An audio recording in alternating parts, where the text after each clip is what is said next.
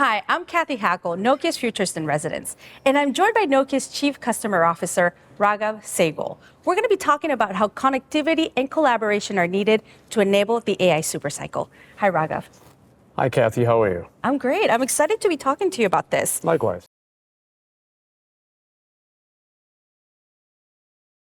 I know co-creation is very important for Nokia.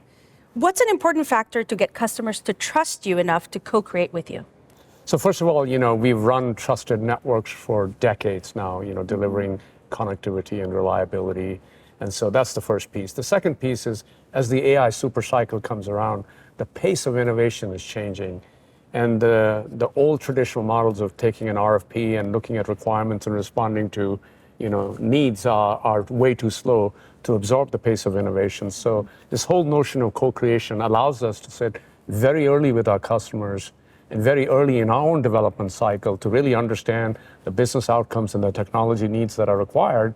And then we help co-create to the business outcomes that they're looking for and making sure that it's the innovation is timed exactly when it's needed, as opposed to the slowness that it might create if you weren't doing it in an alternative method.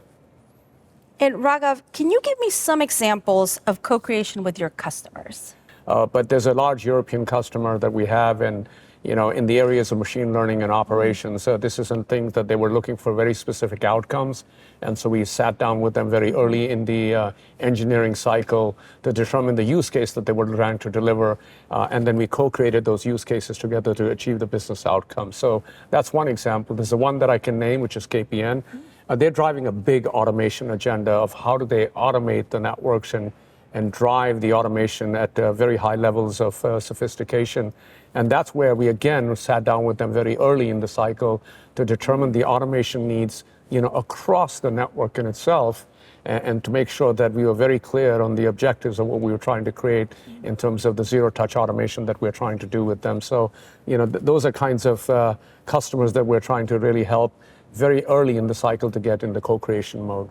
And related to that, based on customer conversations, what are the big topics shaping the direction telecommunications providers and mission-critical enterprises are taking as they look ahead?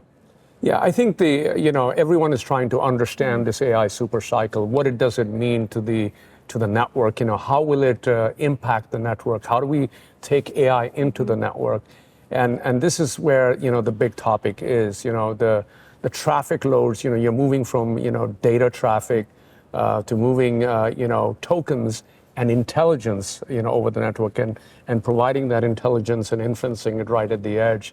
So these are topics as to how does the network respond? How does the architecture need to change? And we believe as you go forward in the AI supercycle, these networks need to be, AI native from the very get-go. So there need to be structural changes as we go through this evolution. And this is what goes back to your previous question. You got to sit down, co-create, and determine the path forward as to how do we get ready for fully enabling the AI supercycle. Well, Raghav, thank you so much for sharing about collaboration, co-creation with your customers. Thank you, Cathy.